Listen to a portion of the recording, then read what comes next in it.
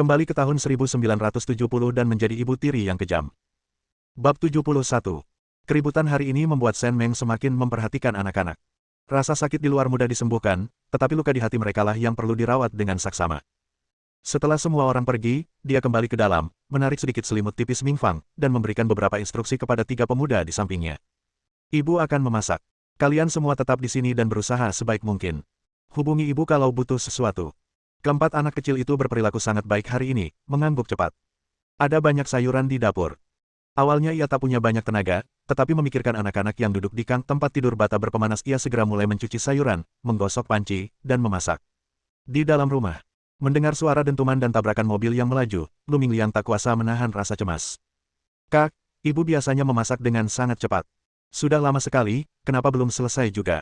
Aku lapar sekali. Jangan khawatir, dengarkan suara itu, ibu pasti sudah menyiapkan banyak makanan lezat untuk kita. Ming Fang menimpali, benar sekali.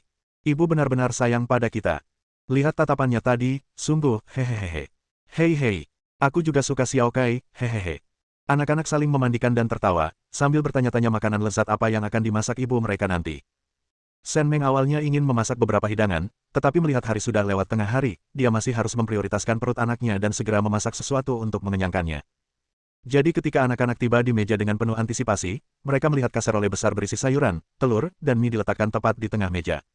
Semua anak menatapnya, lalu melirik ke dapur. Apa benar-benar tidak ada yang lain? Ada apa? Kamu tidak lapar?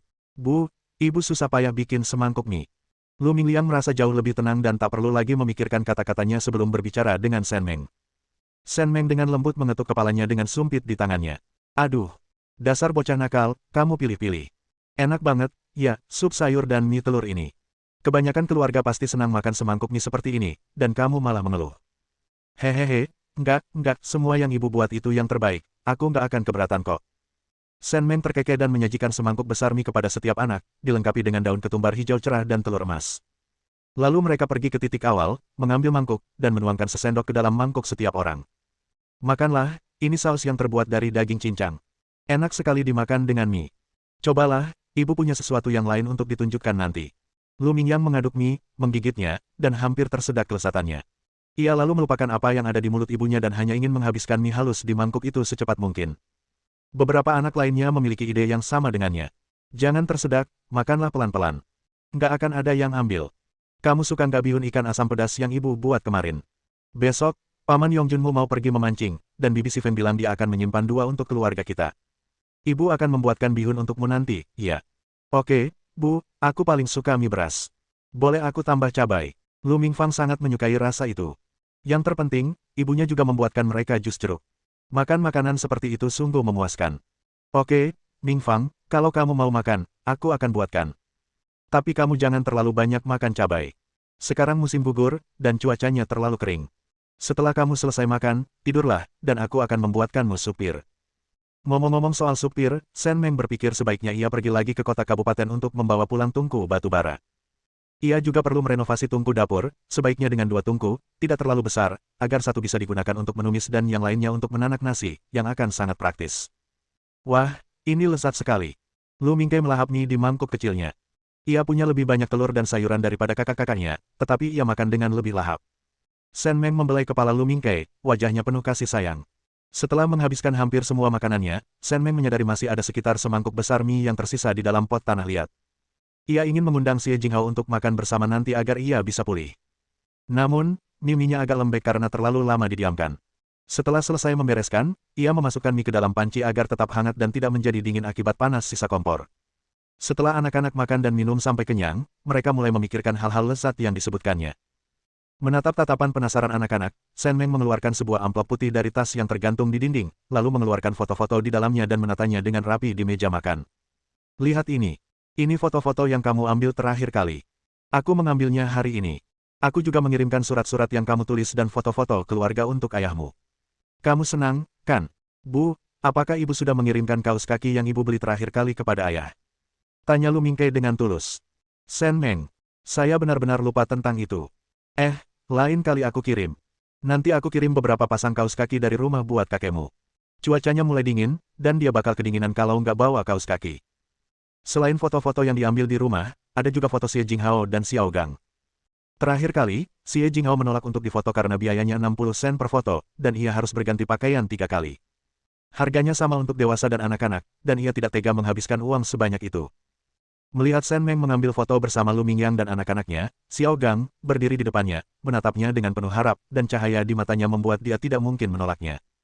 Untungnya, dia punya sejumlah uang, jadi dia mengambil beberapa foto untuk dirinya dan anaknya. Lu Mingyang dan anak-anaknya memegang foto-foto itu dengan gembira. Tiba-tiba, sebuah ide muncul di benak mereka, dan mereka memandang Shen Meng dan bertanya, "Bu, bolehkah aku mengirimkan foto untuk para paman di militer juga?" Para prajurit sangat merindukan mereka. Seandainya mereka tahu betapa baiknya keadaan mereka sekarang, dan betapa besar kasih sayang ibu mereka, mereka pasti akan sangat bahagia. Ibu akan mencari bingkai untuk memajang foto-foto ini nanti. Ibu sudah mengirim banyak foto ke ayahmu.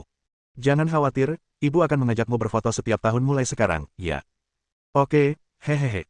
Lu Mingyang memegang foto-foto itu dan memandanginya berulang kali, terutama foto keluarganya yang beranggotakan 5 orang. Matanya sedikit berkaca-kaca, dan ketika air mata jatuh dari sudut matanya, tangannya terasa perih. Kalau saja ayah ada di sini, mereka akan menjadi potret keluarga yang sempurna. Orang tua kandungnya pasti senang kalau tahu dia baik-baik saja sekarang, hehe, pikir Lu Mingyang dalam hati dan tak kuasa menahan tawa. Shen Meng terdiam sejenak sambil menatap anak itu, lalu cepat-cepat memalingkan wajahnya, berpura-pura tidak melihat air mata anak itu, agar tidak membuatnya merasa malu. Saat ibu dan anak itu asyik menikmati waktu bersama, pintu gerbang halaman kembali diketuk dengan suara keras, diiringi suara tangisan anak. Kakak ipar, cepatlah kemari. Jinghao memanggilmu, dia akan melahirkan. Bab 72. Shen Meng terkejut. Xie Jinghao seharusnya melahirkan beberapa waktu sebelum ia bisa melahirkan, jadi bagaimana mungkin ia melahirkan saat ini? Ia meletakkan foto itu di atas meja dan segera berlari membuka gerbang halaman. Dia berlari keluar, diikuti oleh sekelompok anak-anak. Jia Seng, kapan kamu kembali? Kakak ipar, kamu harus cepat ke sana. Jinghao terbaring di ranjang batu bata berpemanas dan berdarah. Dia terus memanggilmu, dan aku benar-benar tidak tahu harus berbuat apa. Shen Meng, aku nggak tahu harus gimana, bro. Aku masih perawan, sayang. Jangan terburu-buru, jangan terburu-buru. Semakin terburu-buru, semakin panik dirimu. Kau pasti tidak bisa melahirkan di rumah jika mengalami pendarahan. Aku pernah membawa Jinghao ke dokter di kota kabupaten sebelumnya. Jia Seng, cepatlah pergi dan cari Paman Guai dan suruh dia datang dengan gerobak sapinya. Ini masalah hidup dan mati, jadi cepatlah. Mingyang, pergilah ke kangku dan tarik 2 selimut dari lemari. Ketika Paman Guaimu tiba, minta dia membantumu merapikannya. Oh, Ming Liang, pergilah cari bibi si Fengmu. Dia pasti sudah pulang sekarang. Suruh dia mengawasimu di rumah kami. Baiklah, aku pergi sekarang. Lu Jia Seng, yang juga dipenuhi pertanyaan, bergegas menuju rumah Paman Guai. Ia tak habis pikir bagaimana kedua kakak iparnya, yang sebelumnya tak banyak bicara, kini bisa akrab seperti ini. Ming Yang dan anak-anak lainnya berpisah. Ming Fang menarik Lu Mingkai kembali ke dalam rumah. Saat ini, mereka tidak bisa merepotkan ibu mereka. Tinggal di rumah saja sudah cukup membantunya. Shen Meng berlari beberapa langkah ke depan, lalu berlari kembali ke dalam rumah. Ia membuka lemari, dan menggunakan pintu lemari sebagai penutup. Ia mengeluarkan sebotol kecil irisan ginseng, sebatang coklat Snickers, dan sebotol Red Bull dari gudangnya. Ia menuangkan Red Bull itu ke dalam botol soda. Anak-anak hanya memperhatikan ibu mereka yang membungkuk, berbaring di lubang upah, dan membuat keributan, tetapi mereka tidak tahu apa yang sedang dilakukannya. Setelah beberapa saat, Shen Meng berlari ke arah keluarga Lu dengan tas di tangannya. Liu Sanjin duduk di pintu Xie Jinghao dan menunjuk ke arahnya sambil mengumpat. Dasar kau pembuat onar. Kau sengaja melakukan ini demi anakku. Kau sudah punya satu anak, apa pedulimu dengan penderitaanmu? Kalau aku tahu kau orang seperti ini, seharusnya aku tidak membiarkanmu masuk ke dalam keluarga ini sejak awal. Kau bahkan berani menodongkan pisau ke ibumu yang sudah tua. Pak tua, lihatlah betapa beratnya penderitaan wanita tua ini saat kau tidak di rumah. Xie Jinghao memegangi perutnya dan bergumam, terkadang mengeluarkan suara, terkadang menahannya. Xiao Gang begitu ketakutan hingga ia membeku dan meringkuk di tepi tempat tidur, terlalu takut untuk bergerak. Aku tidak salah apa-apa. Kau sudah keterlaluan. Kalau kau berani melakukan ini, apa kau tidak takut adikku akan marah saat dia kembali? Diam. Kapan kamu pernah punya suara di keluarga Lu? Liu Sanjin tetap bersikeras, seolah-olah wanita di rumah itu, yang sangat menderita, tidak melahirkan cucunya. Lu Changzu duduk di bangku di pintu masuk ruang utama, menghisap pipa tuanya, alisnya berkerut dalam. Ia melirik Liu Sanjin yang menangis tak henti-hentinya, lalu berkata dengan tidak sabar, jangan ribut-ribut. Sekarang juga, suruh istri putra ketiga melahirkan anak itu secepatnya. Kita tidak boleh membiarkan apapun terjadi pada cucu kita. Yang lain tahu dari suaranya bahwa lelaki tua itu mengkhawatirkan anak dalam kandungan Xie Jinghao. Jika memang laki-laki, lelaki tua itu mungkin akan membuat keputusan untuk Xie Jinghao. Ratapan Liu Sanjin tiba-tiba berhenti. Zhou Jiaojiao menutupi wajahnya, menatap Lu Jiaxuan dengan sedih. Lu Jiaxuan menepuk punggungnya dengan pedih. Ia tidak akan melupakan apa yang terjadi hari ini, dan tidak akan membiarkan Jiao Jiao menderita kehilangan ini tanpa alasan. Ketika Shen Meng tiba dengan barang-barangnya, ia begitu terkejut dengan tindakan keluarga Lu hingga kepalanya bergetar. Xie Jinghao menjerit kesakitan di dalam rumah, hanya ditemani Xiao Gang, seorang anak yang belum bisa berbicara dengan baik, sementara yang lain hanya berdiri di depan pintu. Jinghao, jangan takut, aku di sini. Kakak iparmu di sini, semuanya baik-baik saja. Mendengar suara Shen Meng, hati Xie Jinghao yang gelisah akhirnya tenang. Ia berusaha sekuat tenaga untuk meraih dan menarik Xiao Gang. Jangan takut, nak. Bibimu ada di sini. Dengan dia di sini, aku akan baik-baik saja. Si kecil tampak mengerti, tetapi tidak sepenuhnya mengerti apa yang dikatakan ibunya. Setelah syok awalnya, ia akhirnya menangis. Ia bergegas menghampiri dan memeluk Xie Jinghao, dengan hati-hati memutar tubuhnya sedikit agar tidak menekan perutnya. Ia menepuk-nepuk perut Xie Jinghao dengan tangan kecilnya, mencoba menenangkan adik laki-laki atau perempuannya yang agak nakal. Begitu Liu Sanjin melihat Shen Meng datang, ia langsung melompat dari tanah. Zhou Jiaojiao pun memalingkan mukanya dengan kesal, menolak menatapnya. Lu Jiaxuan menatap wajah istrinya, dan luapan amarah membuncah di hatinya. Kenapa kamu di sini? Di mana kakak ketiga? Bukankah seharusnya dia memanggil bidan? Shen Meng mengabaikannya dan langsung berlari ke kamar Xie Jinghao. Setelah masuk, ia segera mencari bantal dan meletakkannya di bawah pantat Xie Jinghao, lalu menurunkan celananya. Kakak ipar, apa yang kalian lakukan? Kau tidak. Xie Jinghao tidak berani mengatakan sisanya, takut orang-orang dari keluarga Lu di luar akan mendengarnya dan dia tidak akan pernah bisa menghadapi mereka lagi. Syukurlah, pendarahannya tidak terlalu parah. Jinghao, jangan takut. Simpan tenagamu. Aku sudah mengirim Jiaseng untuk mencari Paman Guai. Mereka akan segera datang. Kita akan pergi ke rumah sakit di kota kabupaten. Kamu pasti bisa melahirkan bayimu dengan selamat. Jangan takut. Xiao Gang menatap Shen Meng dengan iba, terisak-isak. Shen Meng terdiam sejenak, lalu mengulurkan tangan dan menepuk-nepuk kepalanya. Xiao Gang, jangan takut. Kakakmu Mingyang akan segera menjemputmu. Pergilah ke rumah bibimu dan makan permen dan melon bersama kakak laki-laki dan perempuanmu. Aku ingin bersama ibuku, bersama ibuku. Si kecil masih menunjukkan gigi susunya dan bicaranya belum jelas, yang membuat Xie Jing kesakitan. Saat ini, bagaimana mungkin Xiao Gang mau bermain? Ia tidak ingin meninggalkan ibunya sedetik pun. Aku bicara denganmu, apa kau tidak punya telinga? Kau semakin arogan. Jiaxuan mengabaikanmu saat kau bicara dengannya, dan dia ingin pergi ke rumah sakit daerah. Dari mana dia akan mendapatkan uang? Tidak ada uang. Semua orang melahirkan di rumah. Ada apa dengan sikap manja itu? Lagi pula dia kan belum pernah melahirkan. Aku tidak akan membayar hari ini. Mari kita lihat apakah dia berani pergi. Dia ingin menghamburkan uang hanya untuk melahirkan. Jiaseng adalah anakku. Aku tidak ingin dia pergi. Mari kita lihat apakah dia berani pergi. Aku terlalu malas berdebat denganmu. Kau sendiri perempuan, apa kau tidak tahu betapa sakitnya melahirkan? Kalian semua tahu kenapa Jinghao pergi ke rumah sakit daerah, dan orang yang bersembunyi di rumah dan tidak berani keluar itu tahu lebih baik. Tunggu saja, Jiaseng kaya raya di luar, dan ketika dia kembali, istrinya akan melahirkan dengan susah payah, tidak ada saudara iparnya yang peduli. Kalau dia tidak berpihak pada Jinghao, lebih baik dia tidak tinggal bersamanya lagi. Untuk apa Jinghao membutuhkan pria seperti itu? Di tengah rasa sakitnya, pikiran Xie Jinghao sedikit jernih. Ia menyadari bahwa kakak iparnya benar. Ini adalah anak mereka dan Lu Jiaseng. Jika ia tidak berpihak padanya, ia tidak akan membuatnya merasa kasihan padanya di masa depan. Wu Xianglan terbaring di tempat tidur, terlalu takut untuk bergerak. Ia tak menyangka Xie Jinghao tiba-tiba berdarah. Memikirkan bercak darah di tanah yang baru saja dilihatnya, seluruh tubuhnya gemetar. Meskipun bukan dirinya yang terlibat kali ini, semua ini masih ada hubungannya dengan dirinya. Lu Jiaseng mendengar ibu dan saudara iparnya berbicara saat dia tiba di pintu, dan dia segera mendorong pintu hingga terbuka. Ayo kita ke rumah sakit, ayo kita ke rumah sakit sekarang. Gerobak sapi sudah disiapkan di luar, ayo kita pergi sekarang. Bab 73. Si Feng juga ikut. Ia berpikir, jika Xie Jinghao akan melahirkan dan Shen Meng akan pergi bersamanya, sebaiknya Xiao Gang tidak ikut.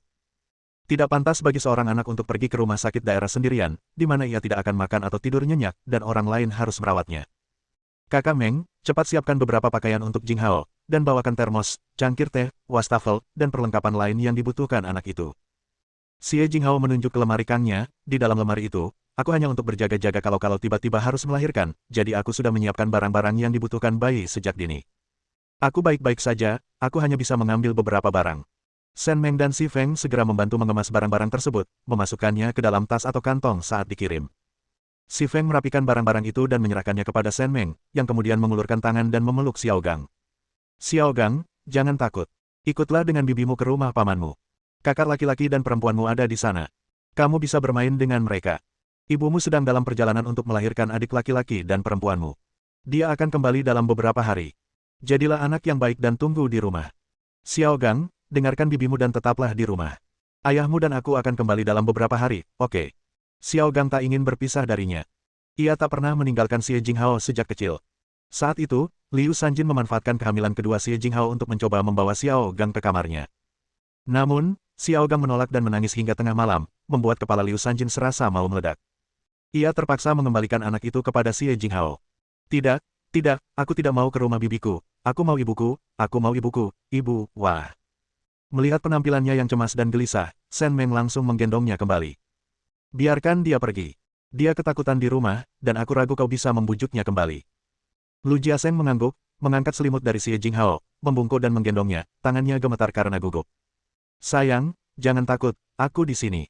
Aku akan menggendongmu ke gerobak sapi. Begitu kita sampai di rumah sakit dan kamu melahirkan, semuanya akan baik-baik saja. Kalau bayinya nakal, aku akan menghajarnya habis-habisan kalau dia sudah besar.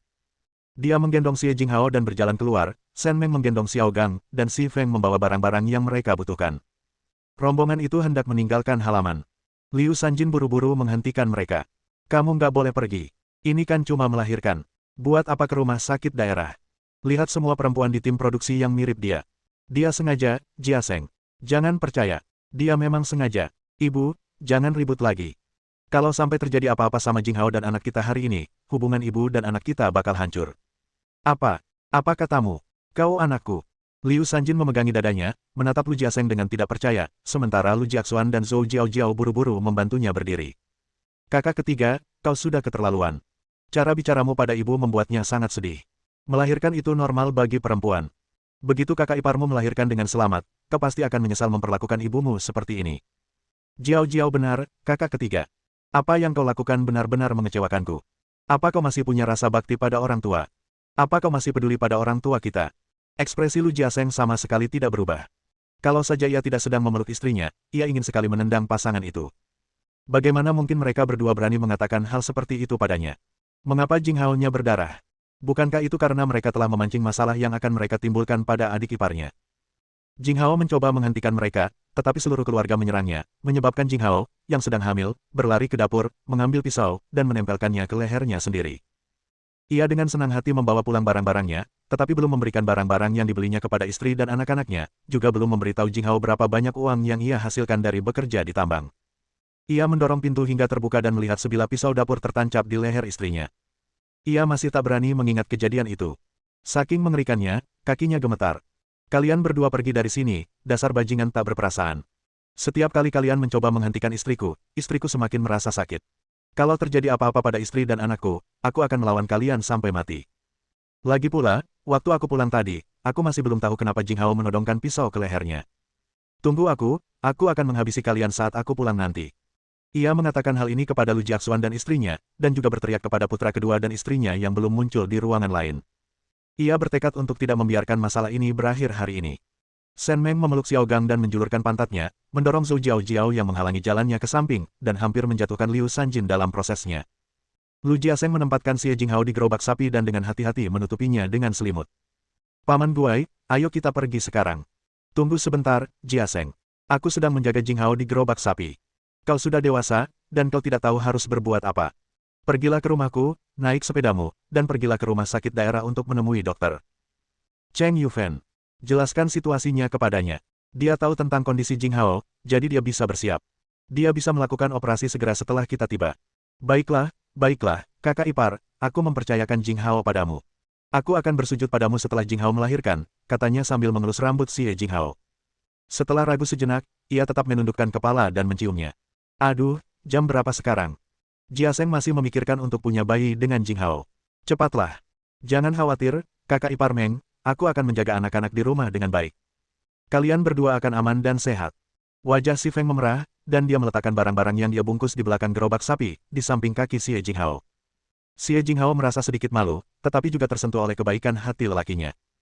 Pah, dasar perempuan tak tahu malu, bahkan di jam segini, dia masih saja merayu laki-laki. Liu Sanjin sangat marah pada putranya yang tak berguna itu hingga ia menggertakkan giginya. Shen Meng memutar matanya. Mungkin kamu mau, tapi seseorang harus mencium wajahmu yang dulu. Xie Jinghao agak terganggu di jalan, jadi Shen Meng mengeluarkan coklat batangan sneakers yang telah disiapkannya sebelumnya, mematahkan sepotong, lalu memasukkannya ke dalam mulutnya. Jinghao, makanlah ini. Ini akan memberimu energi. Minumlah juga beberapa teguk. Xie Jinghao merasa lemas, tetapi rasa sakitnya terus datang silih berganti. Bahkan jika bukan karena anak itu, ia harus memakannya sendiri. Rasanya manis dan berair, ada kacang di dalamnya, dan aromanya sangat harum. Ia makan sepotong dan ingin menambah lagi, tetapi ia hanya bisa memikirkannya.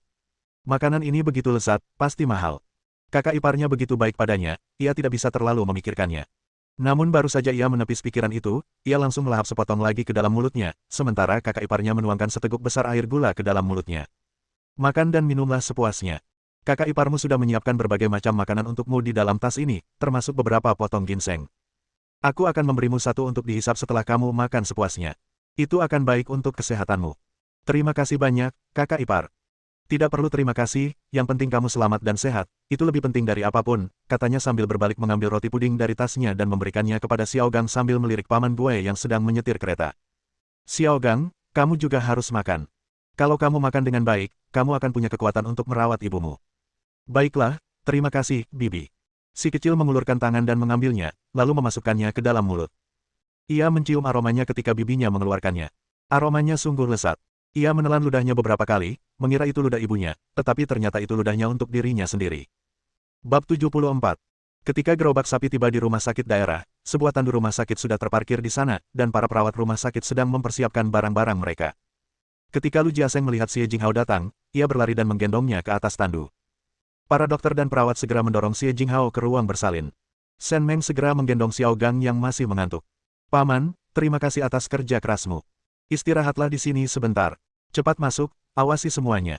Aku akan memarkir gerobak sapi di sini, lalu datang untuk membantumu. Setelah semua orang pergi, Paman Gue menyeka keringatnya dan mengelus pantat sapi tua itu dengan sedikit rasa sakit hati. Dalam perjalanan ke sana, agar cepat sampai, ia mencambuk sapi itu sekuat tenaga, sesuatu yang belum pernah dilakukannya bahkan selama musim panen yang sibuk. Sapi tua itu terengah-engah saat berlari, dan pantatnya dicambuk hingga merah dan bengkak. Ia patah hati. Maaf, sobat, ini demi menyelamatkan nyawa. Lihat dirimu, kau masih marah. Aku juga kasihan padamu. Kalau kita lebih lambat, induk dan bayinya mungkin akan mendapat masalah. Apa kau lupa waktu anak sapimu lahir? Oh, baiklah, baiklah, begitu kita sampai di rumah, aku akan merawatmu baik-baik dan membuatkanmu makanan yang enak, oke. Sapi tua itu menggerutu dan tidak menghiraukannya, melihatnya berjalan lamban, lalu menundukkan kepalanya dan menghentakkan kukunya dengan kuat. Setelah Xie Jinghao memasuki ruang operasi, Lu Jiaseng akhirnya ambruk ke tanah, kelelahan. Keringat dingin bercucuran di sekujur tubuhnya, dan sebelum ia sempat bernapas, ia mendengar jeritan dari dalam ruang operasi. Terkejut, ia melompat berdiri. Ia berlari dan mengintip ke ruang operasi dengan saksama, tetapi tak ada perawat yang keluar membawa nampan. Ia meliriknya dan melihat gumpalan besar kapas berlumuran darah di dalam nampan. Jantungnya berdebar kencang di dadanya, dan seluruh tubuhnya gemetar. Dokter, dokter, bagaimana kabar istri saya? Dokter, ini darah istri saya, dokter. Keluarga, mohon tunggu di sini dan jangan berdiri di pintu ruang operasi. Perawat itu segera mengambil nampan itu dan lari. Ketika Shen Meng membawa Xiao Gang, dia melihat Lu Jiaseng berjongkok di tanah, memegang kepalanya dan hampir menangis. Jiaseng, apa yang kamu lakukan? Cepat duduk di sini. Jinghao baik-baik saja. Jangan terlalu cemas. Percayalah pada dokter. Lu Jiaseng menatap Shen Meng yang sedang menggendong Xiao Gang. Ia ingin memanggilnya, kakak ipar, tetapi ketika membuka mulut, ia tak bisa bersuara. Ia hanya bisa terisak-isak dan mengeluarkan suara teredam, tak mengerti apa yang dikatakan kakak iparnya. Xiao Gang ketakutan melihat penampilan ayahnya dan mengeratkan genggamannya pada tangan kecil Shen Meng. Shen Meng segera menepuk punggung anak itu. Tidak apa-apa, Xiao Gang. Ibumu pergi melahirkan adik perempuanmu. Dia akan keluar sebentar lagi, lalu kamu akan melihat ibumu dan adik perempuanmu yang manis, oke? Ayahmu terlalu lelah karena bersepeda. Bayangkan betapa jauhnya jarak dari rumah kita ke kota kabupaten, dia terlalu lelah. Dia sedang istirahat. Jangan takut, bibimu ada di sini. Xiao Gang merasa sedikit rileks setelah mendengar kata-kata lembut bibinya, dan mengelus leher Shen Meng dengan kepala kecilnya. Aku tidak menginginkan adik perempuan, aku menginginkan ibuku. Shen Meng merasakan benjolan di tenggorokannya dan menyentuh rambut Xiao Gang. Tidak apa-apa, ibumu juga akan baik-baik saja, bibimu berjanji padamu. Setelah Paman Gue menidurkan Lao Niu, ia segera membawa Xie Jinghao dan barang-barang anak itu ke pintu ruang operasi. Bagaimana kabarmu? Apakah kamu sudah menerima kabar? Shen Meng menggelengkan kepala dan memberi isyarat dengan dagunya ke arah Paman Gue, berpikir bahwa ia bisa membujuk Lu Jiaseng. Pria ini telah memegangi kepalanya beberapa saat, dan jika ia tiba-tiba berdiri, ia pasti akan merasa pusing dan pening. Ia telah mengatakan semua hal baik dan buruk, tetapi ia tidak berhasil membujuknya. Jiaseng, bangun sekarang juga. Ngapain kalian jongkok begitu? Kalian memalukan. Apa kalian pikir Jing Hao dan anak-anak bisa mengandalkan kalian nanti? Lu Jiaseng tidak bergerak sedikit pun. Ia ingin berdiri dengan tenang, mengambil bayi itu dari pelukan kakak iparnya, dan duduk dengan tenang menunggu Jing Hao keluar dari ruang operasi. Namun, ia tidak bisa melakukannya. Wanita yang baru saja menangis terseduh-seduh di ruang operasi itu adalah istrinya, dan kini ia mempertaruhkan nyawanya untuk melahirkan anaknya. Paman Guai mendecak lidahnya, mengerutkan kening, dan meletakkan barang-barang itu di kursi bambu sebelum mengeluarkan termos dari sakunya. Istri Zhenping, kamu tinggal di sini dan jaga semuanya. Aku akan mengambil air panas. Jing Hao mungkin membutuhkannya saat dia keluar. Oh, terima kasih atas kerja kerasmu, Paman Guai. Paman Guai tersenyum dan melambaikan tangannya. Hei, ada apa? Kita semua dari desa yang sama, dan kalian masih juniorku. Lihat saja. Dia mengambil termos dan berjalan keluar. Dia bertanya-tanya arah ke ruang air, lalu pergi ke sana. Mengenang kembali pujian yang diterimanya dari istri dan putrinya saat pulang ke rumah hari itu, dia merasa bahagia dan berkata bahwa dia harus membantu istri Zhenping dengan apapun yang perlu dilakukannya di masa depan, karena dia adalah gadis yang baik. Wanita tua itu juga bercerita tentang kupon kapas yang telah disiapkan Shen Meng untuk siang-siangnya. Keduanya harus mengembalikannya. Ia juga merasa harus mengembalikannya.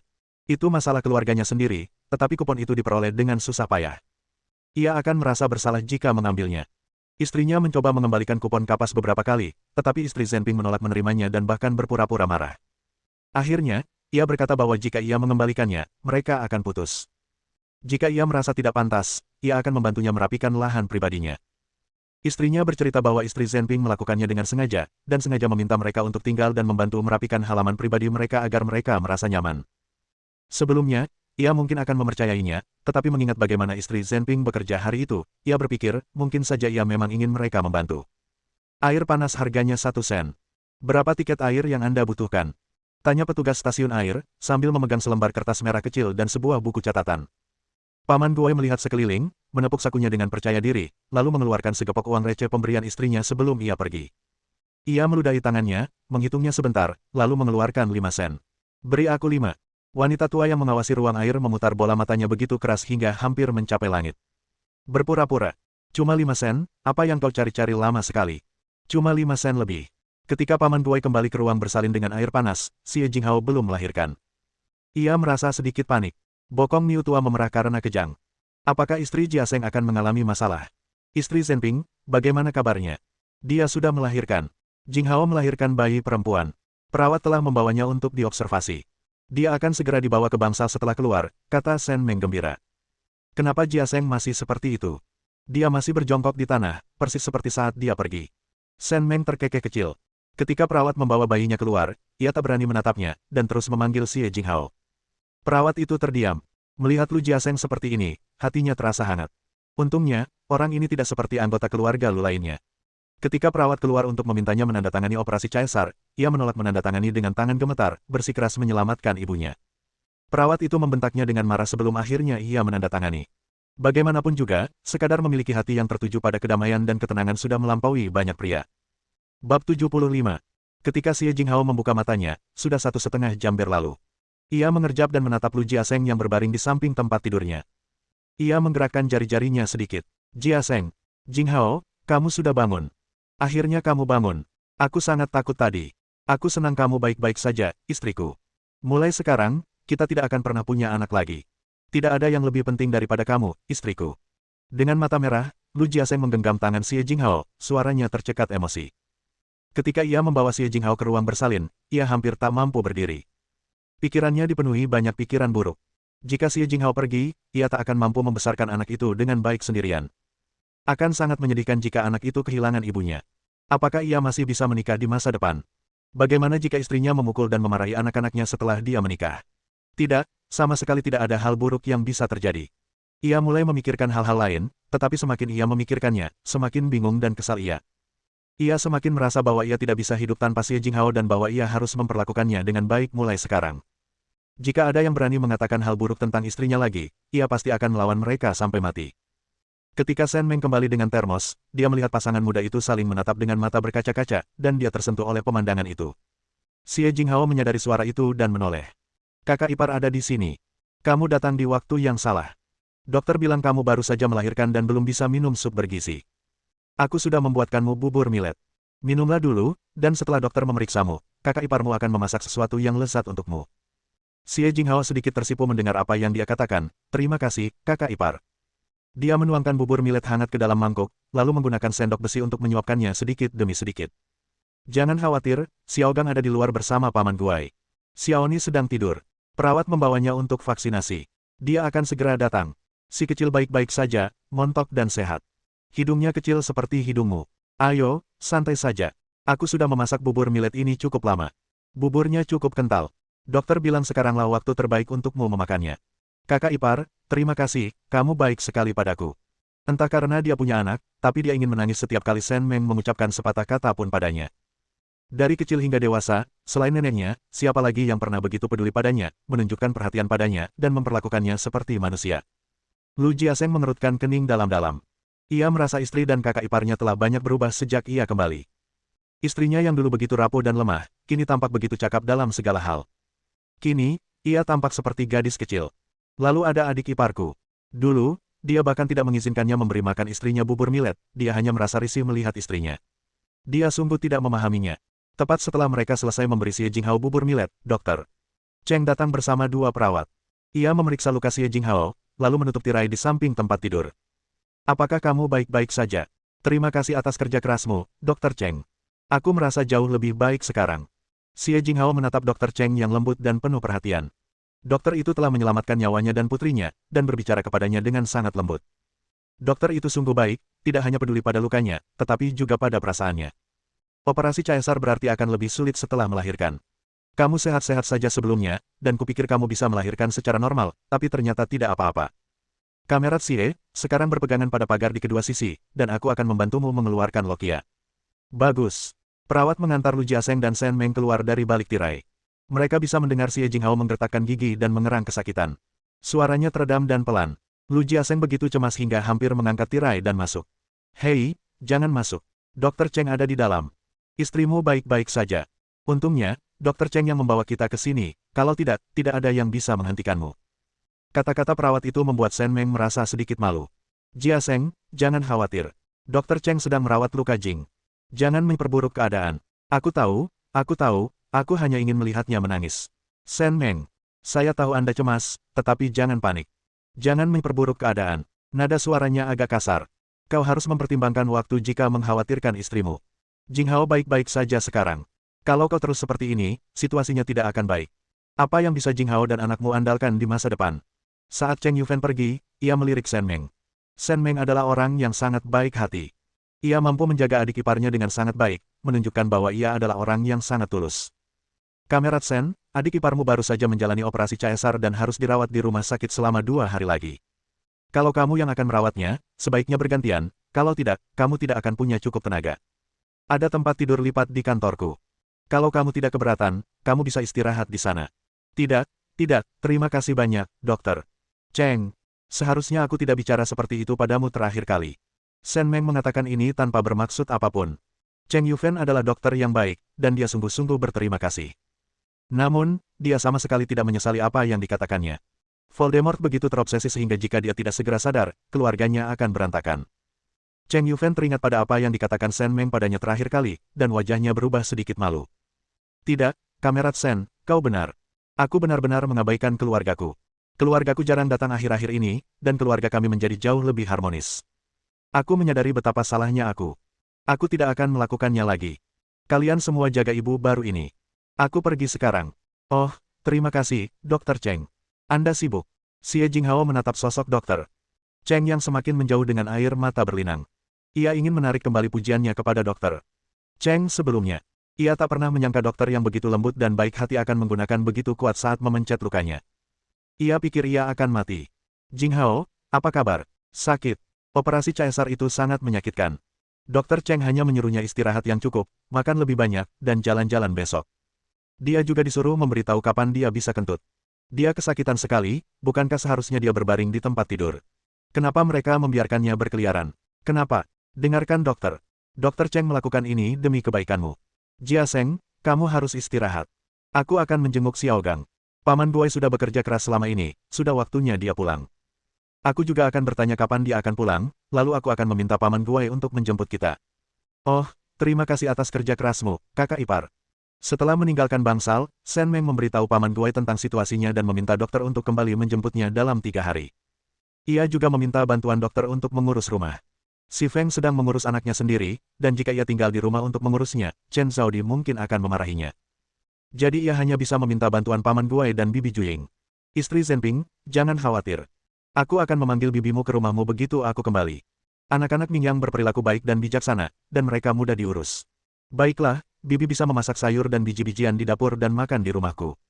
Lebih praktis begitu. Oh, ngomong-ngomong, ibu mertuaku dan yang lainnya tidak boleh masuk ke rumahku.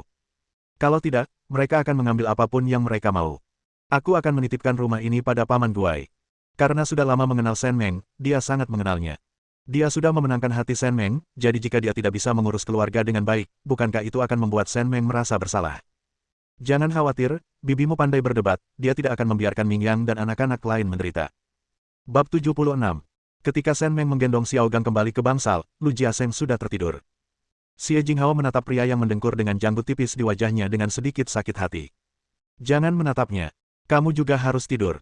Dokter Cheng khusus memesan kamar ini untukmu, satu-satunya ibu baru. Tidak akan sepi seperti ini kalau pasien lain datang.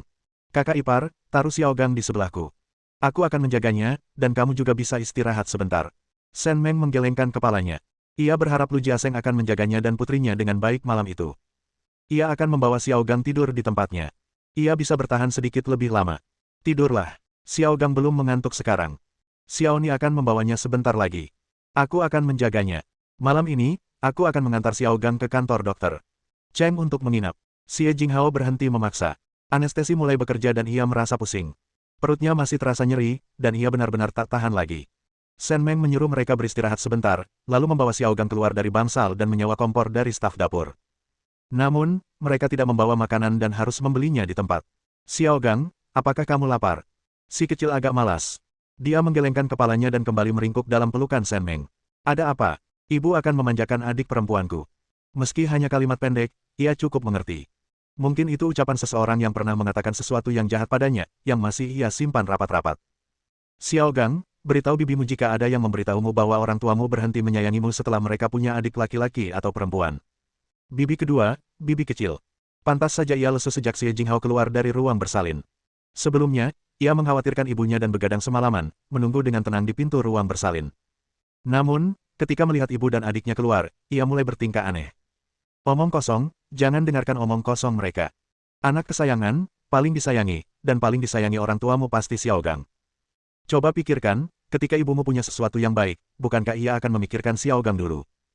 Sekarang kamu punya adik perempuan, artinya ada satu orang lagi yang menyukai dan menyayangimu, sama seperti kakakmu Mingyang dan kakakmu Mingliang yang menyukai adikmu Mingfang. Kamu dan adikmu adalah harta karun orang tuamu. Nyata. Mata si kecil cerah dan berbinar-binar. Benarkah? Kamu tidak percaya apa yang dikatakan bibimu? Percayalah, hehe. Shen Meng menghela napas lega ketika si kecil tersenyum. Ia pikir ia akan menceritakan semuanya kepada Xie Jinghao dan Lu Jiasheng nanti agar mereka bisa menghibur Xiao Gangxing. Anak-anak mungkin kecil, tetapi mereka mengerti segalanya. Ketika Lu Jiasheng terbangun di malam hari, ia melihat Shen Meng sedang mengganti popok bayi yang menangis, sementara Xiao Gang duduk di bangku kecil di sampingnya, tengah mengunyah apel. Kakak ipar, biar aku saja, terima kasih banyak. Dia segera berdiri, menggosok-gosokkan kedua tangannya, dan hendak maju dan mendandani bayinya. Tidak apa-apa, aku sudah bereskan ini. Dia cuma lapar. Coba lihat apakah Jinghao punya susu. Kalau ada, beri dia susu. Xie Jinghao juga terbangun karena tangisan itu. Ia sudah sangat kesakitan dan kurang tidur. Kelopak matanya terasa berat dan sulit dibuka. Ia berusaha keras untuk bangun, tetapi gerakan sekecil apapun membuat perutnya sakit sekali. Aku akan memberi mereka makan. Berbaringlah miring dan balikkan badan agar Xiao Ni bisa bersandar padamu untuk menyusu. Itu yang baru saja dikatakan perawat. Kalian harus tahu cara memberinya makan. Jiasheng, Xiao Gang, dan Jinghao, awasi semuanya. Aku sudah menyewa kompor. Aku akan memasak sesuatu untuk dimakan. Oh, saat aku kembali besok, aku harus berterima kasih kepada Paman Guai dengan pantas. Dia membelikanku 5 tiket air panas sebelum pergi. Shen Meng meletakkan bayi itu di samping Xie Jinghao dan membantunya membalikkan badan dengan susah payah. Melihat bayi itu mulai menyusu dengan lahap, ia pun mulai memberikan instruksi. Lu Jiasheng tiba-tiba menyadari apa yang terjadi dan buru-buru menggeledah sakunya. Untungnya, Ia telah menyembunyikan sebagian besar uangnya saat pulang ke rumah tadi, dan hanya sebagian kecil yang ada di dalam tasnya. Ia bekerja sangat keras, dan ayahnya berkata bahwa saat ia pulang kali ini, ia harus memberi keluarga sedikit uang, secukupnya saja untuk bertahan hidup, dan sisanya ia simpan sendiri. Ia sangat gembira saat itu, berpikir bahwa ayahnya melakukan ini untuk kebaikannya sendiri, dan bahwa ia harus memberikan lebih banyak uang kepada ibunya, karena ibunya kesulitan mengurus rumah tangga. Namun, ketika ia pulang, ia tidak melihat keluarga yang harmonis, melainkan istri dan anak-anaknya yang dirundung. Ketika adik iparnya keluar untuk memeluk Xiaogang, Jing Hao sudah menceritakan kepadanya secara umum apa yang terjadi di rumah baru-baru ini. Mengetahui bahwa adik iparnya telah merawat ibu dan anak itu dengan baik, ia sangat berterima kasih. Kakak ipar, ini uangnya. Aku sangat berterima kasih padamu karena telah merawat Jing Hao dan Xiaogang selama ini. Dulu aku bodoh dan menganggapmu jahat. Itu salahku. Maafkan aku, sungguh maaf. Tidak apa-apa. Kita semua keluarga, kenapa bicara begitu? Lagi pula, anak-anak Mingyang sudah sangat disayangi kalian berdua. Semua itu sudah berlalu. Kamu jaga mereka, aku akan masak. Shen Meng mengambil uang itu dari tangan Lu Jiaseng tanpa bermaksud sopan. Ini semua uang Lu Jiaseng, dan lebih baik dia menyimpannya daripada pulang dan memberikannya kepada Liu Sanjin. Malam itu, Shen Meng memasak sepanci sup mie ayam. Aromanya yang kaya memenuhi bangsal, membuat kedua keluarga yang baru pindah itu menatap mereka dengan mata berbinar. Sudah malam sekali, kakak ipar beli ayamnya di mana? Shen Meng menyantap makanannya sendiri terlebih dahulu sebelum menyuapi Xiao Gang dengan mangkuknya. Ia tersenyum dan berkata, itu hanya kebetulan. Seorang gadis kecil berdiri di pintu masuk rumah sakit dengan seekor ayam, mengatakan bahwa ayamnya telah mati tertimpa reruntuhan tembok dan ia tidak tahan memakannya, jadi ia membawanya ke pintu masuk rumah sakit untuk melihat apakah ada yang mau membelinya. Ya, kebetulan sekali. Jing Hao, makanlah yang banyak. Sup ini baik untuk kesehatanmu. Kakak iparmu membuat banyak sekali. Kalau kamu lapar malam ini, aku akan memanaskannya untukmu. Makanlah yang banyak. Mengapa? Kedua perempuan yang terbaring di sana, baru saja melahirkan, memandangi roti jagung dan bubur jagung di tangan mereka dan merasakan sedikit kesedihan. Mereka berdua sedang melahirkan, tetapi mengapa mereka diperlakukan begitu buruk? Keluarga yang melahirkan seorang anak perempuan sudah makan mie kuah ayam. Jika mereka melahirkan anak laki-laki, mereka pasti makan daging naga. Saya mungkin iri, tetapi sebagai seorang ibu, saya tidak akan mengatakan apa-apa. 3 hari kemudian, Paman Goe menunggu di pintu masuk rumah sakit dengan gerobak sapinya. Gerobak itu dilapisi kasur dan selimut tebal. Xie Jinghao dibalut erat dan dibantu naik ke gerobak sapi oleh Lu Jiaseng. Pemulihannya berjalan lancar, tetapi ia hampir meninggal ketika bangun keesokan harinya. Setelah 2 hari, ia mampu bertahan. Shen Meng menggendong anak itu, sementara Xiao Gang mengikuti di belakang rombongan, membawa wastafel. Si kecil merasa pusing selama 2 hari terakhir, terutama di malam hari saat tidur, selalu merasa seperti tidur di atas awan yang terasa sangat empuk. Lu Jiaseng sangat berterima kasih kepada Shen Meng, dan ia juga mengetahui dari istri dan anak-anaknya bahwa Mingyang baik-baik saja akhir-akhir ini. Di tengah malam, memandangi istrinya di ranjang rumah sakit dan anak yang terbaring di pelukannya, ia pun mengambil keputusan. Bab 77. Ketika gerobak sapi tiba di rumah keluarga Lu, banyak orang berdiri di gerbang, kebanyakan bibi dan nenek yang berhubungan baik dengan Xie Jinghao. Bahkan ibu Lu Changhong pun datang membawa tongkat. Berdiri di depan adalah Liu Sanjin dan Lu Changsu, yang dengan cemas memperhatikan gerobak sapi yang semakin dekat. Setelah Paman Goe memarkir gerobak sapi dengan aman, orang-orang yang menunggu bergegas berkumpul di sekitarnya. Cucuku sayang, apakah ini cucuku sayang? Oh, dia sangat tampan, montok, dan sehat.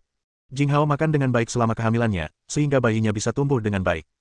Ia berbicara dengan samar, kata-katanya menyiratkan bahwa ia adalah Xie Jinghao, yang sedang hamil.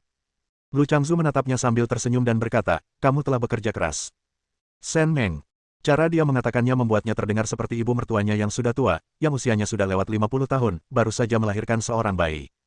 Nenek Chang mengulurkan tangan dan menyentuh tangan Xie Jinghao. Tangan itu hangat.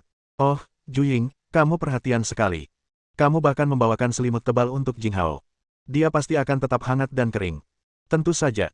Dia baru saja melahirkan, jadi dia perlu dilindungi dengan baik. Kalau dia kedinginan, dia bisa sakit pasca persalinan. Kita pakai selimut Xiao Meng. Pak Tua, nanti kamu harus bawain selimutnya buat Xiao Meng.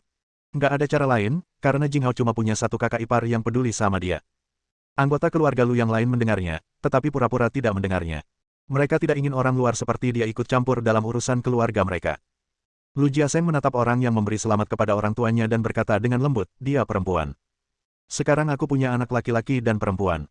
Liu Sanjin dan Lu Changzu baru saja menerima ucapan selamat ketika senyum mereka membeku setelah mendengar ucapannya.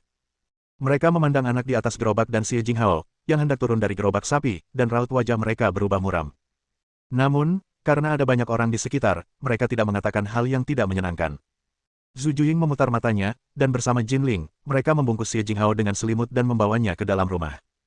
Shen Meng mengeluarkan permen pernikahan yang telah dibelinya sebelumnya dan meminta Lu Jiaseng untuk membagikannya, yang membuat Liu Sanjin menggertakkan giginya karena marah. Melihat senyum di wajah Lu Jiaseng, Zhou Jiaojiao dan Wu Xianglan menghela napas lega. Entah itu putra atau putri, yang penting bayinya lahir dengan selamat. Melihat penampilan Lu Jiaseng saat ini, ia mungkin tidak akan mengungkit lagi kejadian hari itu. Sayangnya, semuanya tidak berjalan sesuai rencana. Lu Jiaseng memberi permen kepada semua orang kecuali mereka berdua. Melihatnya seperti ini, Lu Jiahe pun menjaga jarak. Kakak ketiganya biasanya tampak ramah, tetapi begitu mulai berkelahi, ia seperti kakak tertuanya, memukuli orang sampai mati. Lebih baik ia kabur secepat mungkin. Ketika Lu Jiaseng menyerahkan permen kepada Nenek Chang, ia melirik Lu Jiahe yang sedang berlari menuju gerbang, lalu memelototinya dengan tajam. Ia tidak punya waktu untuk mengurusnya sekarang. Ia akan mengurusnya setelah ia menenangkan istri dan anak-anaknya. Setelah menyelesaikan urusannya, Shen Meng bergegas pulang. Zhu Juying berkata bahwa Xiao Kai sedang tidur di rumah, dan dia hanya keluar sebentar karena sedang mengawasi anak itu tidur. Setelah berhari-hari jauh dari rumah, ia merindukan anak-anaknya dan memutuskan untuk memasak makanan yang layak untuk mereka malam itu. Dengan pikiran itu, ia pergi ke dapur terlebih dahulu. Ketika melihat isi lemari, ia terkejut dan ternganga lebar. Dalam beberapa hari terakhir, hampir tidak ada barang di rumah yang disentuh. Sepertinya Zhu Juying juga takut menyentuh apapun di rumah. Ia menutup lemari dan pergi ke ruang timur. Apa yang dilihatnya di sana sungguh mengejutkan, si kecil tertutup selimut tebal dan bermandikan keringat. Perbedaan pandangan tentang pengasuhan anak antara kedua generasi tergambar jelas saat itu. Ia segera menarik selimut tebal, menemukan selimut tipis di atas kang tempat tidur bata berpemanas menyelimutinya, dan menggunakan handuk Xiao Kai untuk mengeringkannya. Si kecil menggerakkan mulutnya, membalikkan badan, dan melanjutkan tidurnya, lalu membuka matanya sejenak. Begitu ia membukanya, mulut kecilnya berkedut dan ia hampir menangis. Bu, aku mau bu, Xiao Kai sedang bermimpi. Shen Mengxin benar-benar terpesona dan dengan lembut menepuk pantat kecilnya. Aku tidak bermimpi, ibu telah kembali, sayangku. Lu Mingke tak bisa tidur lagi. Ia menjulurkan bokongnya, menatap Shen Meng sejenak, lalu melompat ke pelukannya. Bu, wah, Xiao Kai sangat merindukanmu. Hujan gerimis telah berubah menjadi hujan lebat. Lihat betapa teraniayanya dirimu. Ibu sudah kembali. Xiao Kai kita sudah menjadi kakak laki-laki lagi, dan dia juga punya adik perempuan. Apa kamu tidak senang? Shen Meng memeluknya dan menggendongnya, lalu menoleh dan mencium wajah mungilnya. Ia benar-benar terpikat. Anak ini memang terlalu pandai memikat orang. Air mata mengalir deras di wajahnya seolah-olah bebas, membuat hatinya luluh. Aku nggak bahagia, Bu, jangan pergi. Aku nggak mau adikku lagi, aku mau ibu. Anak bodoh, itu putri bibi ketigamu. Kamu mau tidur atau tidak? Kalau kamu tidak mau tidur, ibu akan mengantarmu menemui adik perempuanmu. Ibu akan memasakkanmu sesuatu yang lezat malam ini, oke? Aku tidak tidur lagi, Xiao Kai tidak tidur, dia tinggal bersama ibu. Shen Meng sangat gembira. Ia menangkup wajah mungilnya dan menciumnya beberapa kali. Setelah menyiapkan air panas untuk menyeka wajahnya, berkumur, dan memberinya air hangat untuk diminum, ia mengantarnya keluar. Bu, Xiao Kai memberitahumu ini, tapi tolong jangan beritahu siapapun. Baiklah, silakan katakan.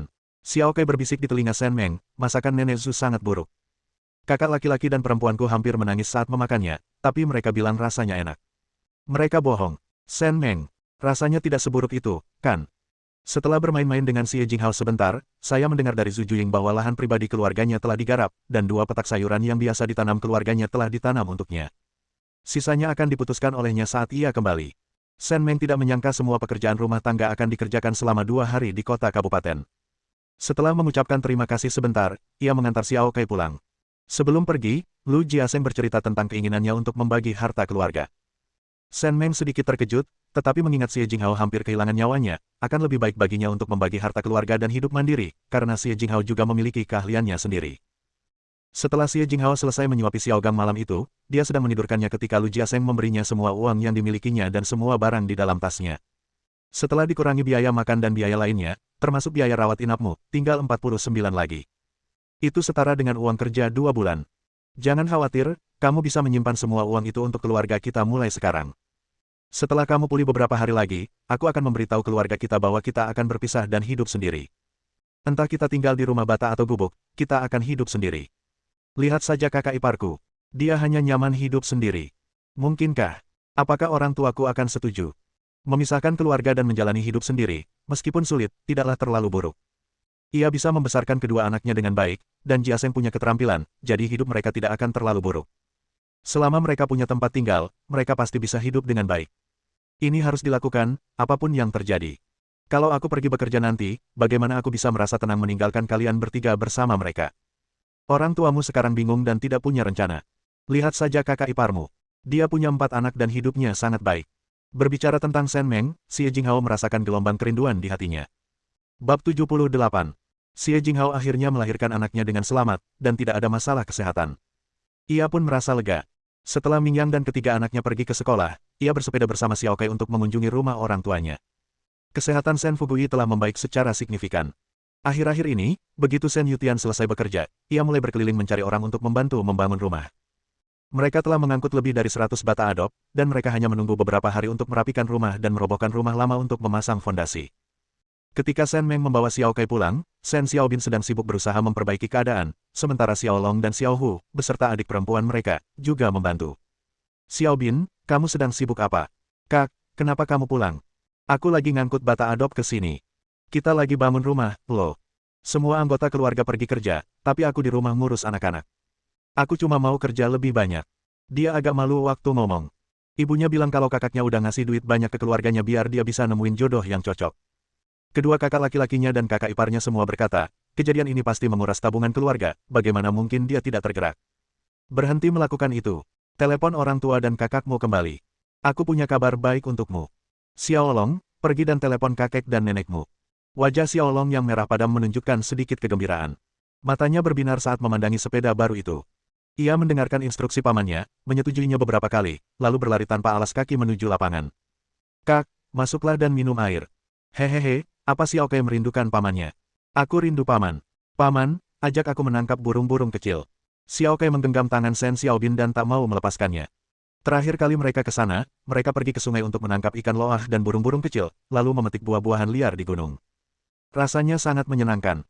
Kakak-kakakku pergi ke sekolah setiap hari, dan Xiaogang masih terlalu kecil, jadi tidak ada yang bisa bermain dengannya. Baiklah, pamanku akan mengajakku bermain nanti. Shen Meng tersenyum tak berdaya padanya dan berkata, ayo pergi sekarang. Aku akan mengantar Xiao Kai pulang setelah kita selesai bicara. Mingyang dan yang lainnya harus pulang untuk makan siang sepulang sekolah. Apa? Nggak makan malam di rumah? Shen Xiaobin agak kecewa. Dia berpikir untuk pergi ke komune membeli daging untuk adik dan keponakannya nanti. Aku tidak akan tinggal lebih lama lagi. Aku sebenarnya sudah bilang, tapi karena aku sudah jauh-jauh datang ke sini, aku juga ingin bertemu orang tuaku. Kamu bisa ajak Xiao Kai dan Xiao Hu bermain sekarang, dan aku tunggu di rumah saja. Lu Mingke jelas merasa terkekang. Di rumah, ia bermain dengan Xiao Gang dan Yao Yao, dan ia merindukan kakak-kakaknya yang sudah selesai sekolah dan menghabiskan waktu bersamanya. Sayangnya, sepulang sekolah, mereka harus mengerjakan PR, dan saat mereka selesai, hari sudah hampir gelap. Setelah makan malam, mereka akan tidur. Ia merasa seperti anak kecil yang paling menyedihkan di dunia. Baiklah, saudari, duduklah sebentar. Aku akan mengajak mereka lari, lalu segera kembali. Tak lama setelah Shen Xiaobin pergi, Shen Fugui dan Wang Lianhua kembali bersama kedua putra mereka. Mereka bergegas masuk ke ruang utama tanpa mencuci tangan. Sepanjang perjalanan, Xiao Long terus mendesak mereka, mengatakan bahwa bibinya punya sesuatu yang sangat penting untuk disampaikan kepada mereka. Pasangan lansia itu sangat khawatir setelah menerima begitu banyak uang dari putri mereka terakhir kali, takut mertuanya akan membuat masalah dan menyulitkan mereka. Melihat betapa mendesaknya Xiao Long mendesak mereka untuk membayar, pasangan itu merasa gelisah. Apakah ayah dan ibu sudah kembali? Xiao Meng, ada yang ingin kau katakan? Xiao Long tidak memberitahu kita apa yang terjadi di jalan. Ada apa? Apa yang terjadi? Shen Meng menggelengkan kepalanya, mengeluarkan barang-barang dari sakunya, dan menyerahkan catatan itu kepada Shen Shoutian. Ya, ada kabar baik. Saya pergi ke pabrik batu bata dan genteng beberapa hari yang lalu dan cukup beruntung bertemu dengan manajer pabrik. Katanya ada beberapa tumpukan batu bata dan genteng yang belum dikirim. Kalau kita mau, kita bisa mengambilnya sendiri. Ini catatannya. Saya sudah menghitung, kita punya cukup uang di rumah untuk mengambil satu tumpukan dulu. Nanti saya pikirkan cara untuk mengambil sisanya sekembalinya nanti. Apa? Batu bata dan genteng. Kamu menang besar. Susah banget dapat batu bata dan genteng tanpa sambungan di pabrik batu bata dan genteng. Biasanya, kamu harus antre untuk dapat batu bata. Wah, batu bata merah dan rumah genteng. Astaga, Shen Yutian juga menghampiri untuk melihat pesanan. Wang Lianhua merasa gelisah. Putrinya yang sudah menikah masih sibuk mengurus rumah, dan melihat situasinya, putrinya mungkin harus meminjam uang untuk membantunya. Bagaimana mungkin hal itu dibiarkan? Batu bata merah dan genteng hitam sulit didapat. Karena Xiao Meng membantu mendapatkan kwitansinya, mulai sekarang, baik kayu, tenaga kerja, maupun semen, keluarga kita akan mengurusnya sendiri. Jika kita mengandalkan adikmu untuk rumah ini, keluarganya pasti akan hancur. Xiao Meng, dengarkan ibumu. Jangan khawatirkan rumah ini mulai sekarang. Kita masih punya uang. Kita bisa mengumpulkannya. Jika benar-benar tidak berhasil, kita bahkan bisa melunasi beberapa utang. Kita selalu bisa melunasinya. Ya, ibumu benar. Xiao Meng, kamu memberi keluargamu lebih dari 300 yuan, yang untuk makanan, kain, dan surat keterangan dari pabrik batu bata dan genteng. Itu terlalu banyak. Kalau kamu memberi lebih, orang tuamu akan malu menerimanya. Kita akhiri saja, dan orang tuamu akan mengurus sisanya sendiri. Setelah kegembiraan awal, Shen Soutian dan Shen Yutian kembali sadar. Orang tua mereka benar. Sebagai pria dewasa, mereka tidak bisa terus-menerus bergantung pada adik perempuan mereka yang sudah menikah dan menghisap darahnya. Itu akan memalukan. Ya, Xiao Meng, jangan khawatir, kami akan mencari solusinya sendiri. Melihat mereka bersikeras, Shen Meng tidak berkata apa-apa lagi. Lagi pula, ia sendiri tidak punya banyak uang tunai. Ia berencana kembali ke kota kabupaten untuk menjual gandum atau barang-barang lainnya agar bisa mendapatkan uang untuk disimpan. Lagi pula, memiliki uang di tangan memang menenangkan. Desa Lujia. Zhu Juying duduk di tanah, menangis sejadi-jadinya, meratapi nasib keluarganya yang malang karena telah menikahi menantu perempuan yang tidak jujur. Di seberangnya, Huang Maochun berdiri dengan tangan di pinggul, rambutnya acak-acakan, dan matanya penuh kebencian. Zhu Juying menyimpan kupon katun seberat 8 jin miliknya dengan aman, tetapi ketika ia memeriksanya, ia tidak menemukannya dimanapun. Putrinya akan menikah 3 bulan lagi, dan ia berpikir untuk meminta suaminya membawa kain dari kota kabupaten agar ia bisa membuat mantel katun baru untuk pernikahannya. Ia juga berencana menambahkan selimut setebal 5 jin dan 4 jin katun yang ia simpan sendiri, agar pernikahannya meriah dan indah. Namun, barang-barang yang disembunyikannya dengan hati-hati itu lenyap begitu saja. Ia mencari kemana-mana, berpikir keras, dan akhirnya ingat bahwa ada sosok yang melintas di balik jendela ketika ia menyembunyikan barang-barang itu hari itu. Ia bahkan tak perlu memikirkan siapa di keluarga mereka yang selalu menguping. Jadi dia menggeledah kamar Huang Maochun dan, tentu saja, menemukan 8 jin kupon katun di bawah kangnya tempat tidur bata yang dipanaskan. Kok kamu bisa sekejam itu? Itu kupon katun siang-siang. Dia akan segera menikah, dan kamu masih mengambil barang-barangnya. Bagaimana kamu bisa jadi kakak ipar yang baik? Cih, kau pikir hanya karena kau bilang itu milikmu, berarti itu milikmu. Dan apa yang ada di kamarku adalah milikku. Itu sudah disiapkan untukku oleh keluargaku. Aku belum pernah melihat wanita tua yang tak tahu malu sepertimu. Kau masuk ke kamar menantu perempuanmu dan mengacak-acak barang-barang. Kau ambil semua barang bagusnya. Dasar wanita tua tak berperasaan. Lu Xingchang menyaksikan ibu dan istrinya bertengkar, gemetar saat dia berdiri di sana, mulutnya membuka dan menutup berulang kali, tetapi akhirnya tetap diam. Lelucon itu baru berakhir setelah Lu Xiangxiang dan yang lainnya kembali. Mereka juga tidak mendapatkan kupon kapas kembali. Lu Xingchang berjongkok di pintu kamar orang tuanya, menutupi kepalanya dan tidak berkata sepatah kata pun. Istrinya, Huang Maochun, mengajak anaknya jalan-jalan. Sebelum pergi, ia berkata, cepat masak. Kalau kamu tidak bisa mendapatkan makanan hangat saat pulang, kamu harus kembali ke rumah orang tuamu. Kak, kok bisa-bisanya kamu selemah itu? Sekalipun kamu nggak berpihak sama ibu, kamu nggak bisa cuma lihat kakak ipar dan ibu bertengkar kayak gini. Nggak bisa ya, coba aja kamu bujuk mereka atau bilang beberapa patah kata. Apa boleh buat? Iparmu memang begitu. Nggak ada gunanya ngobrol sama dia. Lu Xiangxiang. Persetan denganmu. Aku ingin menamparmu sampai mati. Bab 79. Melihat ibu mertuanya menangis pilu, Yao Jinzu pun ikut bersedih. Sejak Huang Maochun bergabung dengan keluarga Lu, keluarga mereka tak pernah tenteram. Lu Xingan menggertakkan giginya karena marah. Ibunya belum pernah mengalami ketidakadilan sebesar ini selama bertahun-tahun. Dulu, demi pernikahan Xingchang, seluruh keluarga menoleransi tuntutan berlebihan keluarga Huang, bahkan hadiah pertunangan untuk adik perempuannya pun diberikan. Tidak ada yang dapat mereka lakukan. Adik laki-lakinya terobsesi untuk menikahinya. Seluruh keluarga bekerja sama untuk mempersiapkan pernikahan, tetapi mereka tidak pernah menyangka gadis yang baik hati dan lembut itu akan berubah sikap setelah menikah dengan keluarga tersebut. Rumah itu kotor seperti rumah anjing, dan Xingchang harus mencuci semua pakaian dan sepatu istrinya. Ia adalah pria dewasa yang telah bekerja seharian dan masih harus mencuci pakaian dan membersihkan rumah untuk istrinya yang malas ketika ia pulang. Ini semua urusan mereka berdua, dan itu urusan mereka sendiri bagaimana mereka memilih untuk hidup. Tapi kenapa mereka selalu harus menyiksa ibunya? Tak seorang pun di desa Lujia pernah berkata buruk tentang ibunya. Semua orang di desa sekitar tahu bahwa Zhu Juying dari desa Lujia adalah orang yang paling bijaksana, baik hati, dan berbakti. Mengapa ia tidak menikmati berkah apapun di masa tuanya, tetapi malah harus menderita? Ibu, jangan menangis lagi. Aku akan minta kupon katun kepada Mao Chun nanti.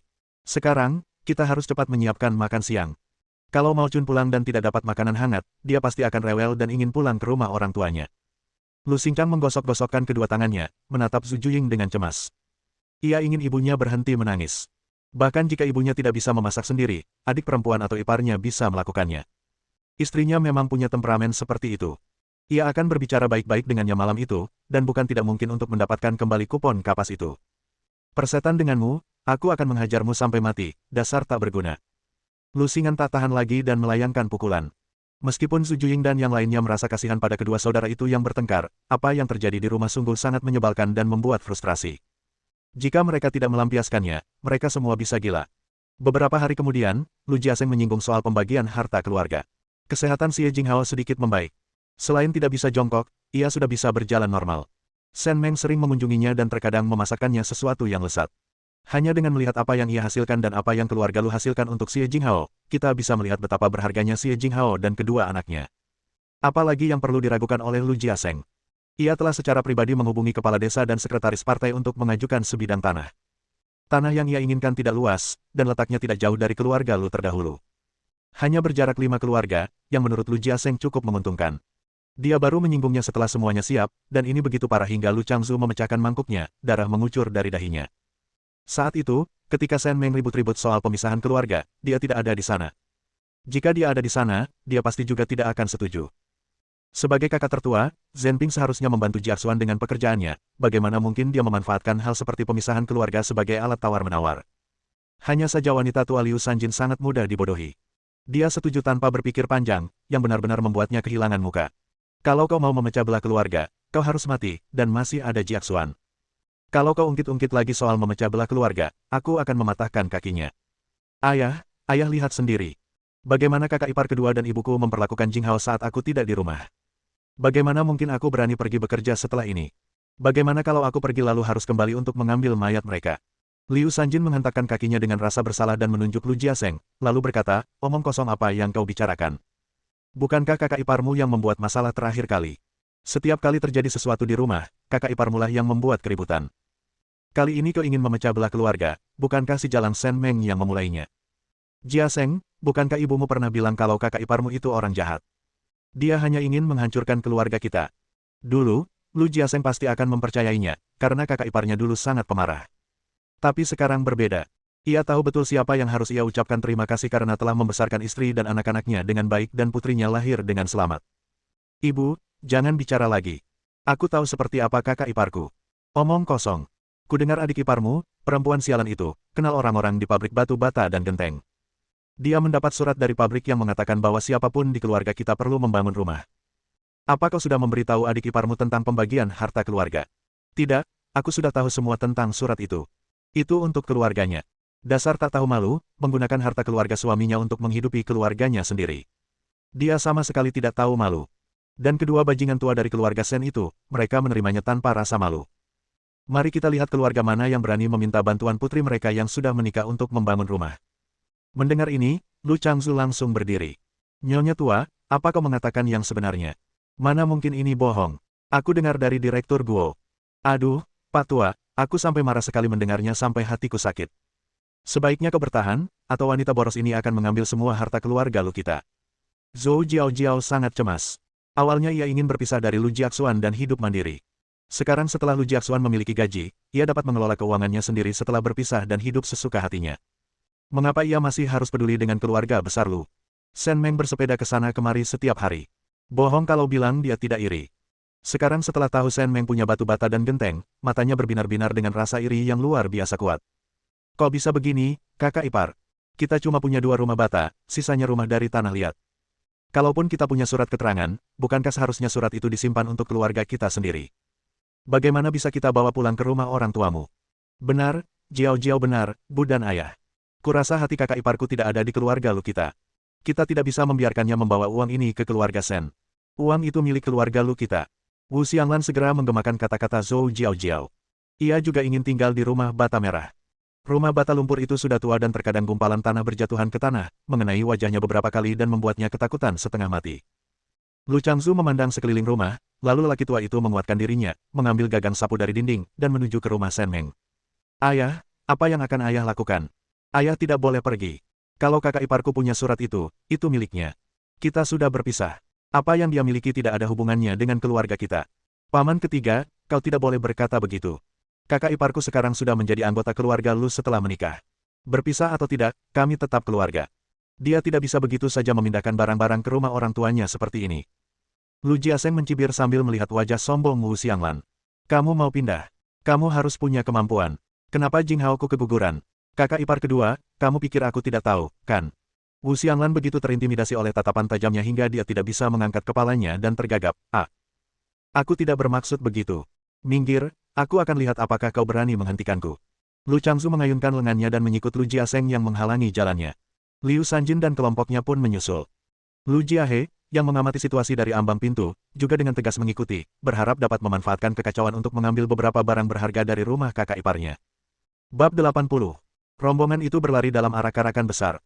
Melihat tak mampu menghentikan mereka, Lu Jiaseng bergegas masuk ke kamarnya dan membangunkan Xie Jinghao yang baru saja tertidur. Jinghao, tetaplah terjaga. Ibu dan ayah sudah pergi ke rumah kakak iparku. Aku punya firasat akan terjadi sesuatu. Aku akan mengawasi semuanya. Aku baik-baik saja, cepatlah pergi. Kakak iparmu sudah baik pada kita, kita tidak bisa membiarkannya menderita. Baiklah, Xiao Gang, awasi ibu dan adikmu baik-baik. Kalau terjadi apa-apa, telepon saja ayahmu. Xie Jinghao, sebaiknya kau pergi cepat. Kemana bayi kecil seperti Xiao Gang bisa pergi mencarimu? Aku bahkan tidak merasa nyaman membiarkannya keluar sendirian. Xiao Gang mendengarkan kata-kata ayahnya dan mengangguk dengan serius. Setelah memberinya instruksi, Lu Jiaseng memberanikan diri berlari menuju rumah Shen Meng. Anak-anak dari Mingyang baru saja selesai makan, menyekat tangan mereka, dan mengenakan tas sekolah mereka. Xiao Kai, jaga dirimu baik-baik di rumah dan jangan ganggu ibumu. Kakak keduamu akan membawakanmu jangkrik saat dia pulang. Xiao Kai anak terbaik, bayi yang baik. Sejak Shen Meng mulai memanggilnya sayang, ia selalu memanggil dirinya sendiri sayang, dan sekarang ia menjadi sangat manja, yang menurut kakak-kakaknya tidak disukai. Ibu, kami berangkat sekarang. Jangan lupa menanam pohon apel saat kami pulang nanti malam. Shen Meng membereskan piring dan sumpit yang telah digunakannya, melirik Ning Fang, meletakkan barang-barangnya di atas meja, lalu mengambil syal sutra dari gantungannya. Oke, kamu sudah bilang beberapa kali, ibu ingat. Mungkin berangin setelah sekolah selesai, Ning Fang, masukkan ini ke dalam tas sekolahmu dan pakai di lehermu kalau kamu kedinginan. Mengapa? Lu Mingfang menerimanya dengan senang hati. Ia tidak ingin memasukkan benda secantik itu ke dalam tas sekolahnya. Itu adalah hadiah dari ibunya, dan ia akan memakainya sekarang. Shen Meng memperhatikan Lu Mingfang mengambil pita itu dan mengalungkannya di lehernya. Ia berpikir dalam hati, gadis kecil ini sungguh sombong. Ia sama sekali tidak menganggapnya buruk. Sebaliknya, ia membantu Lu Mingfang merapikannya dan mengikatkan pita besar untuknya. Baiklah, cepatlah pergi, nanti kamu terlambat. Perhatikan pelajaran di kelas, jangan melamun. Kamu boleh main saat istirahat, jangan hanya fokus belajar. Aku tahu, ibu. Ibu sudah mengatakannya berkali-kali. Ayo pergi, Ning Liang, Mingfang. Shen Meng. Bocah itu, dia belajar bicara untuk keluar dari masalah. Sebelum anak-anak sempat melangkah keluar, gerbang halaman didobrak. Lu Jiahe adalah yang pertama melakukannya. Ia mendorong Ming Yang dan Ming Liang ke samping. Sebelum Shen Meng sempat bereaksi, Lu Changzu memukul kepalanya dengan gagang sapu. Rasa sakit yang hebat membuatnya linglung sesaat. Ia terluka di kepala saat terakhir kali bertransmigrasi, dan kali ini di tempat yang sama. Ia sedikit terhuyung. Lu Changzu, seorang pekerja keras, sering memukulnya, tetapi kali ini ia memukul punggung Shen Meng. Untungnya, ia menoleh, kalau tidak, Lu Changzu bisa saja mengenai lukanya dan ia akan pingsan. Kakek, apa yang kau lakukan? Kenapa kau memukul ibuku? Lu Mingyang, mengabaikan rasa sakitnya, segera melangkah di depan Lu Changzu. Mingyang, minggirlah. Ibumu, wanita boros itu, hampir merampas segalanya dari keluarga Lu kita. Dia merampas semuanya dari keluarganya sendiri. Hari ini aku akan membuatnya mengerti bahwa dia menantu keluarga Lu. Bahkan jika dia meninggal, dia akan dimakamkan di makam keluarga Lu. Semuanya milik keluarga Lu, bukan keluarga Shen. Lu Changzu merasa dirinya benar, jadi dia tidak menahan diri sedikit pun saat menyerang. Liu Sanjin merasa sangat senang. Mereka sekarang benar, dan dengan jumlah mereka yang lebih banyak, Shen Meng bukanlah tandingan mereka. Hari ini, ia bertekad untuk melampiaskan amarahnya yang terpendam. Mata Zhou Jiao bergerak cepat, lalu dia mengulurkan tangan untuk menarik Lu Changzu. Ayah tidak boleh memukul adik iparku seperti itu. Dia masih belum pulih sepenuhnya. Ia bergerak maju mundur, seolah ingin mendekat tetapi takut dipukul. Bagi orang lain, penampilan ini tampak sangat tulus. Wu Xianglan menariknya kembali. Kenapa harus membujukku? Ayah kan orang yang bisa diandalkan. Lagi pula, sudah sepantasnya dia mendisiplinkan menantunya. Jadi, jangan coba-coba membujukku. Tetapi, istri kakak keempat, jangan khawatir. Kamu hanya perlu memberitahu kakak iparmu yang tertua tentang bakti dan sopan santun. Kalau tidak, dia akan bersikap tidak hormat kepada orang yang lebih tua setiap hari. Nanti kalau kita tua nanti, ayahmu dan aku akan dihabisi olehnya. Shen Meng menggelengkan kepalanya. Untungnya, Ming Yang dan Zhou Jiaojiao menghentikannya, dan sedikit waktu itu sudah cukup baginya untuk merasa lebih baik. Saya pernah dengar soal mendisiplinkan menantu perempuan, tapi saya belum pernah dengar soal mendisiplinkan menantu perempuan. Ada apa? Putramu sudah meninggal. Kamu sendiri tidak bisa mendisiplinkannya, jadi kamu harus repot-repot.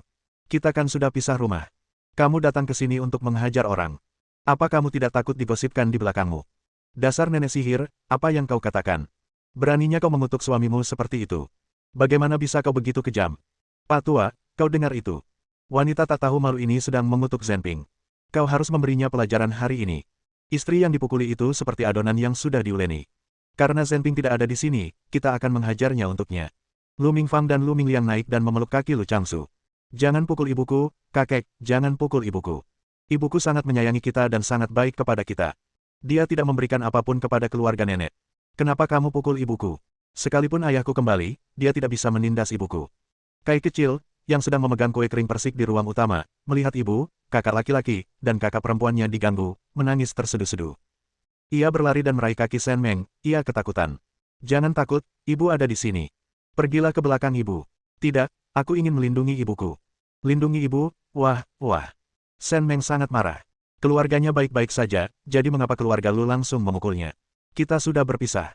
Kita semua harus menjalani hidup masing-masing. Lu Zhenping sudah memberimu uang pensiun, jadi kenapa kau mencoba memanfaatkan kami? Lebih baik kau katakan saja apa maumu.